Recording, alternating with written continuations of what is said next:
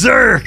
That's right. Today we will be returning once again to the Berserk read-along, picking up post-Miura with chapter 365. Full spoiler warning and bracing for emotion. This is going to be us catching up to the latest release 373 that came out on the 25th. So if you have not read to that point, be careful. Or just consume it here with me as we pick up in a portion of the manga that is of course going to be scrutinized in a new way due to Miura's passing and another manga-kin, I think is what they're called, taking over. And I made a bit of a statement about that.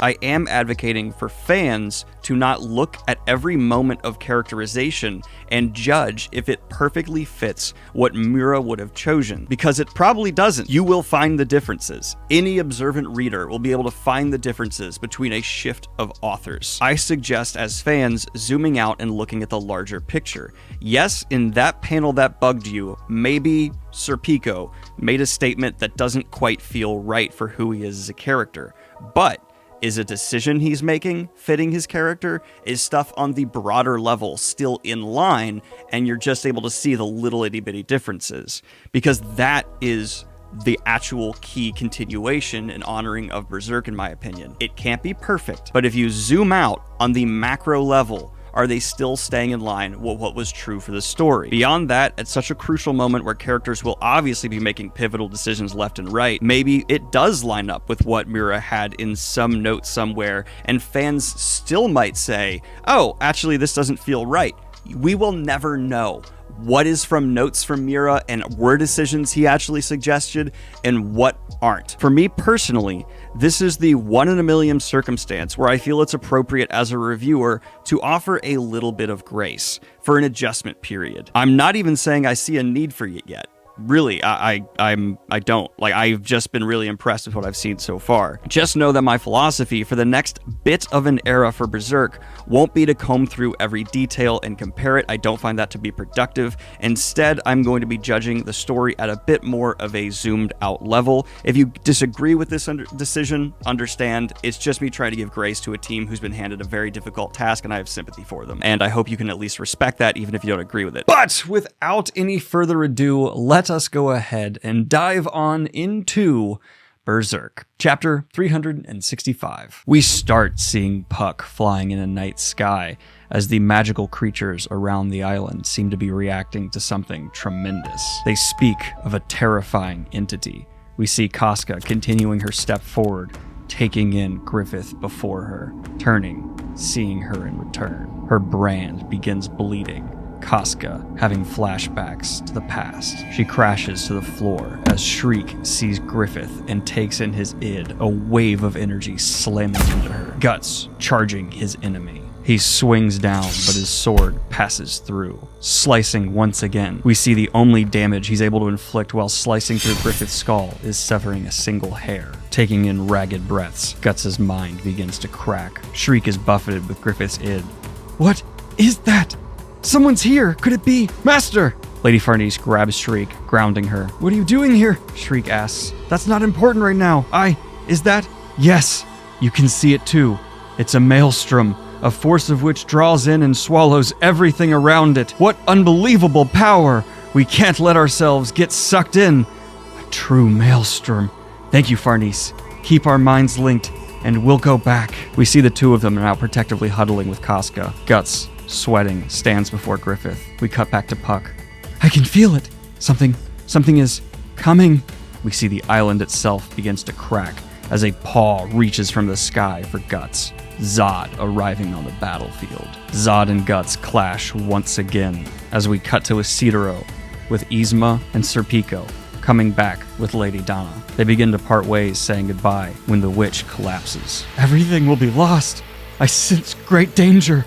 They shall spring forth from the earth, one after the other. We cut to Griffith, walking slowly towards Schierke and Farnese, protectively clinging to Casca. Guts lurches from his fight with Zod, swinging down to try and kill Griffith. His blade stops, a hair's breadth from slicing through Griffith and hitting Casca. And I actually got a little bit confused at that moment because I thought somehow Griffith, perfectly stopped Guts' sword as it hit him with like intense armor, but apparently that was wrong, at least according to my Twitch chat, and they insisted that no, Guts just stopped it right there because he knew he would slice through and hit Casca, so it wasn't like he was trying to kill Casca to like spare her from Griffith's grasp, and then Griffith stopped the blade. Instead, it was just Guts stopping. A wind crosses over the island as Guts' sword falls to the dirt. The island begins tearing itself apart, pulling Guts further away from Griffith. Griffith stands, holding Casca in his arms, Zod looking on.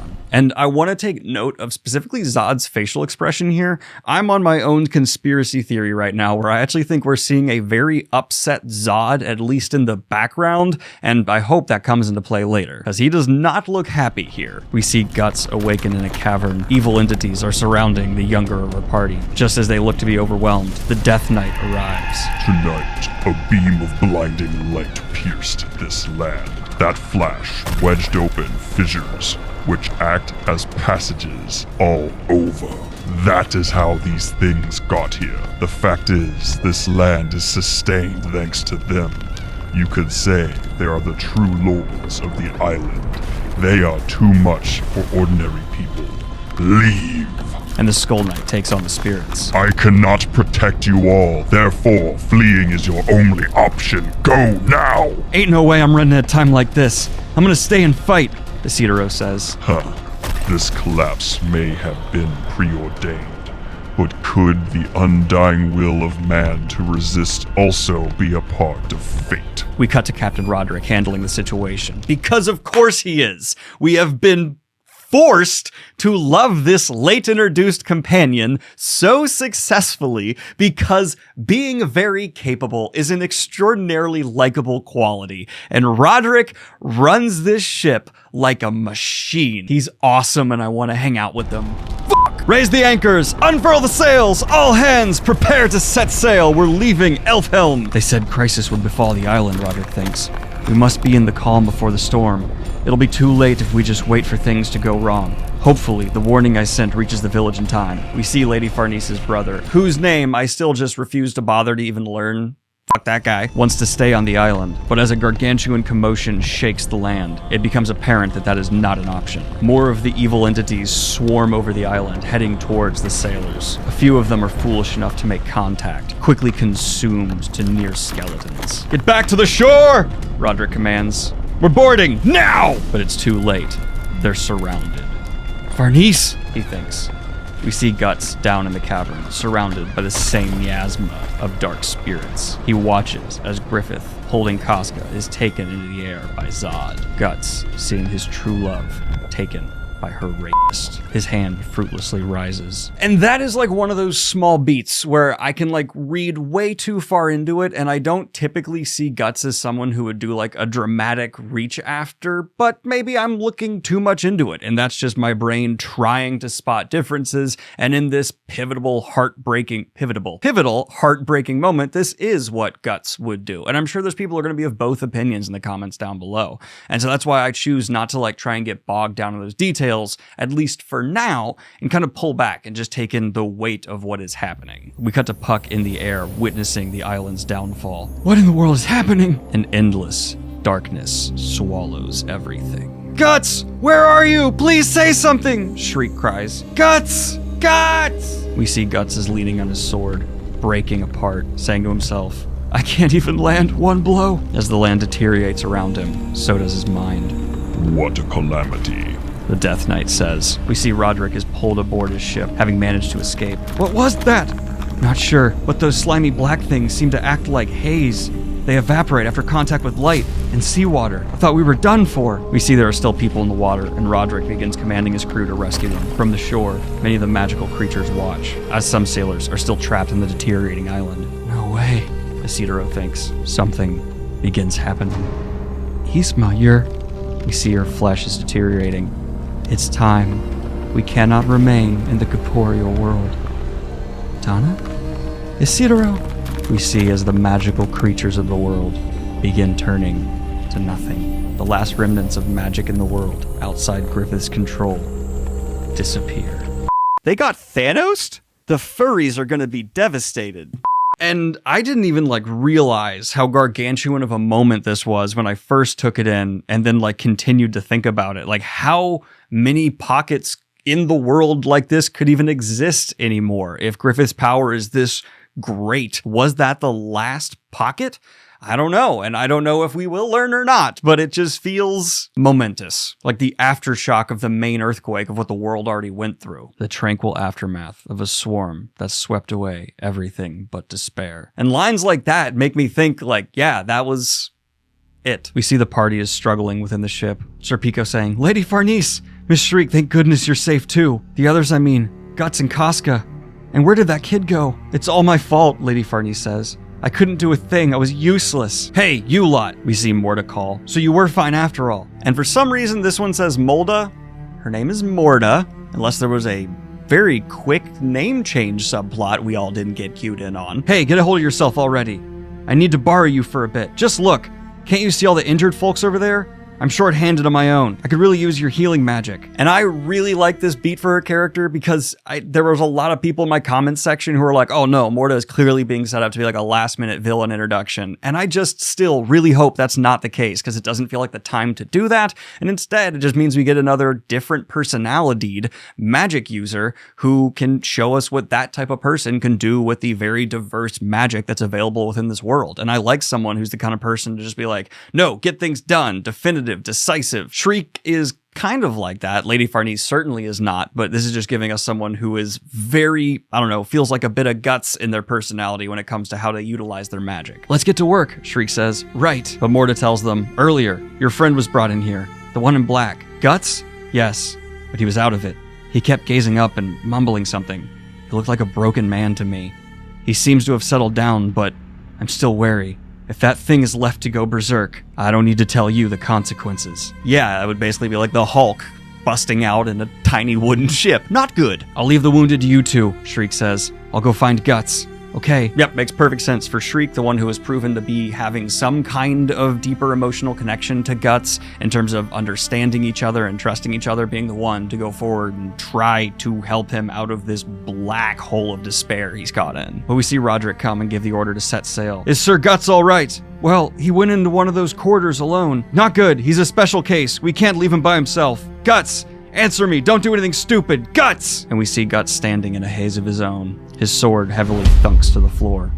He drops. All this time, when I couldn't depend on anything else, anyone else, when I had nothing, I still had your strength to hold on to.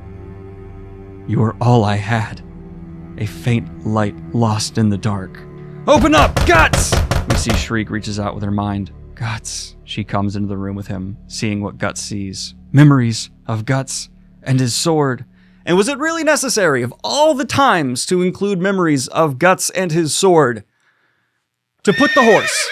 Did we need the I don't think that was necessary. But I do appreciate it. A memory of Griffith, but that memory is bit into. It can't be Guts's. Guts! And we see the chains break. Guts screams. Everything. It was all for nothing! He falls, unconscious. Schierke falls back again in her body. And I just want to point out how uncomfortable it is to see Guts defeated and in this state where it's not like a lot of typical, late in story, low moments where they have to pick themselves up and fight all the harder. This is the point of his mission. He has failed. He has been through so much and now out of his control, resonating with so much of the trauma he's been trying to overcome and deal with.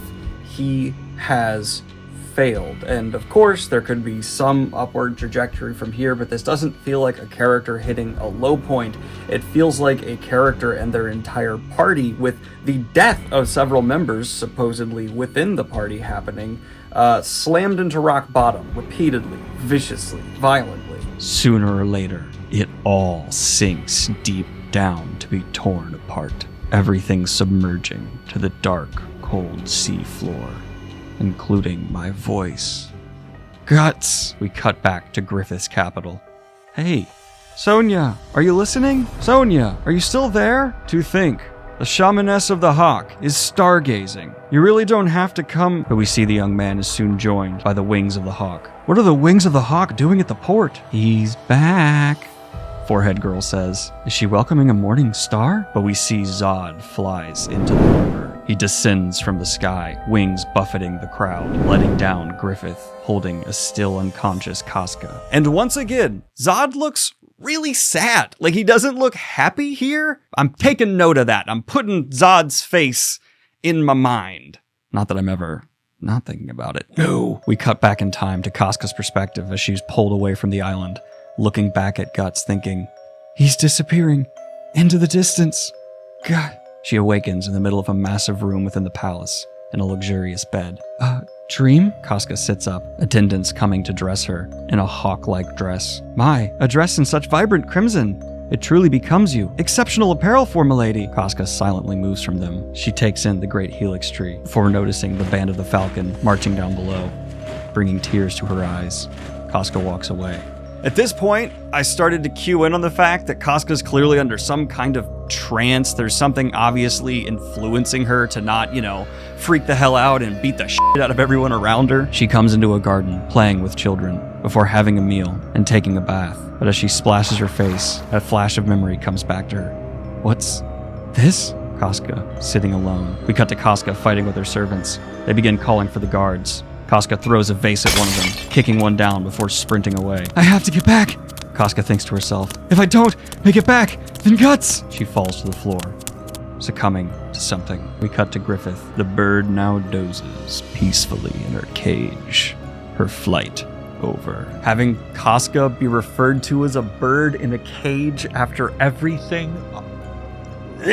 But once again, we even cut to Zod in his human form, looking very disgruntled, and I feel like he's in his human form to showcase that even clearer. The East, Griffith says. Everything naturally flows according to his will. And in chapter 373, we cut back to the party. We've been looking for you, Isidro. Is that so, Sir Pico? Huh? It's dangerous out here, Right. Need me for something? In order to ascertain Casca's whereabouts after she was taken, Schierke intends to conduct a magic rite. Is that so? Magic, huh? In this ritual, she will enter into a deep meditative state to expand her consciousness, raising her power of perception rather than... What are you even saying, man? Expanding consciousness and raising perception? I ain't got no clue about all that. Listen, Isidro. Elf Island is gone. Together with the great spirit tree and all the souls it supported, the witches lost their home and many are starting to lose their power. That, oh shit moment for this chapter. We were lucky to be strangers to the island and its vanishing had no particular effect on us. Ain't that swell. Let's have faith. Someone in my chat on Twitch raised the question, why didn't Puck and the other elf, whose name I always forget, disappear as well? And I would guess it's just because they've been on the non-island land for so long that they aren't as tied to it. That'd be my assumption. All we can do is trust in Schierke now. We will begin the rite, Schierke says. Miss Farnese, just in case, please care for my body. We see even those who are not trained in magic will be able to resist her power. She's not nodding off, is she? Farnese's brother asks. Esteemed brother, Lady Farnese says before turning and shushing him. The level of sass in this panel is epic. That is the definition of, well, just shut the fuck up. Schierke's consciousness is sent off. This is the dragon's path. It stretches on without end. I can manifest my perception beyond the horizon. What is this dense odd gathering in the far distance? As if all odd is flowing toward a single point. There can only be one such place within the bounds of this world. And there, surely there, we cut to Guts. Twitching, something begins emerging from his sword. The hound steps before him, sitting atop his sword. You want it, don't you? Power. Guts reaches forward, grabbing his sword's hilt. He stands, preparing to swing, but seeing an image of Griffith standing atop his blade, in a reference to their first duel. Bile rises. Guts sinks onto the floor, before falling again. You cannot deny me. That brand limits you. You cannot deny me. That flesh restrains you. I'm very curious if we're being told here that the reason Guts can't harm Griffith is because he's branded. And if that was why the slap landed, but not his sword. Though we've seen Griffith apparently avoid attack from other people as well, who are most certainly not branded, so I don't think that's what we're being told, with like all the arrows just like passing by him. But maybe that's something else. I don't know. Your flesh, your blood, the creaking of your bones, your pain, even your soul, yield them to me. Your all, if you do.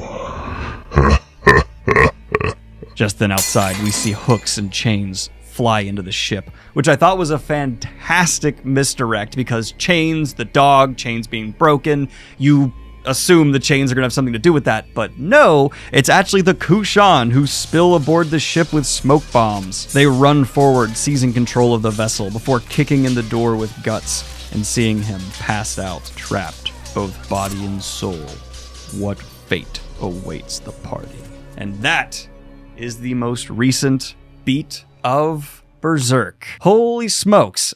This is our first solid just video of non-Miura Berserk, and it's still definitely having its weight, having its punches. There are small moments that feel a bit odd for me, and the art style is notably different. I think someone else also pointed out like the necks are a little bit thinner, stuff like that. It strikes as a little bit darker, though that could be that I'm looking at a digital screen instead of not the pages in front of me for the first time. It's Berserk. I can say comfortably it's definitely still Berserk, and there's nothing that feels totally wrong. And I really did like these beats here. Having Casca back under Griffith's control with something clearly restraining her or messing with her mind yet again is painful to watch, though if it lasts for any substantial stretch of time could become very unpleasant quickly. I hope we see her somehow break free of that. And with how focused I was on talking specifically about the changes, I feel like I didn't talk enough about the actual content of these chapters, so I'm sorry about that. And I really want to emphasize this point that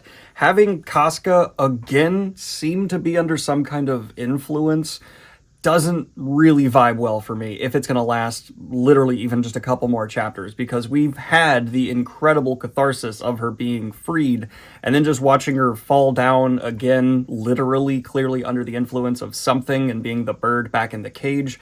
It's almost stepping on some of that catharsis. Not yet, but if it's not careful, it really could for me personally. And I actually think it could make sense for it not to last too long, because Casca needed her group of friends, the party around her that she is now getting to know, to overcome the trauma that was done to her and be able to be freed from that catatonic state. That's the thematic momentum behind the story, to have the friends, the whole party be responsible for that. But that doesn't really provide a sense of Casca overcoming Griffith and having her in this trance state and seeing, derision being sowed within possibly just from a few panels, Griffith's own ranks. We could start to see Casca within her own agency, then able to overcome something from Griffith and splinter his party in a way that absolutely needs to be done if Berserk is 80-ish% over. For a believable conclusion where Griffith is conquered, if that's the direction the story is headed in. It's so hard to talk about Berserk, because it gets so dark, you don't know if we're headed towards an ending with happy catharsis or dreaded. I was originally against the idea of Zod flipping sides, but I actually kind of like that maybe he doesn't like the way Griffith goes about doing things, and the future Griffith is painting before them doesn't seem like something that'd be conducive to what Zod enjoys. So we could see a backstabby Zod help freeing Casca, though that seems a little too happy for Berserk. I'm not putting my heavy money down in any pot. Obviously, like everyone else, I am fascinated to see what Guts will be like once he gets back on his feet, if he manages to do so without selling his soul to some extremely dark thing, which is certainly within the realm of possibility of the dark depths Berserk is willing to go to. Guts just turning himself fully into that Death Knight arc of losing his humanity and everything that makes him what he is, just to be able to strike at Griffith. That could be the end of Guts' journey, and I wouldn't be too surprised, though it would be emotionally like a Mike Tyson fist. He wouldn't get the farm with Casca and peace. But this is just my latest Berserk read-through. Other mangas will be coming down the road soon. Vinland Saga, I had a whole video done for that I ended up trashing because I just didn't like the way it turned out. I'm trying to approach it in a whole new way, so patience, please. And of course, I'd love it if you go ahead and check out tinyurl.com/neonghosts and sign up to just get notified when my Kickstarter for my next supernatural cyberpunk book is released or launched. Have a good one, y'all. Peace.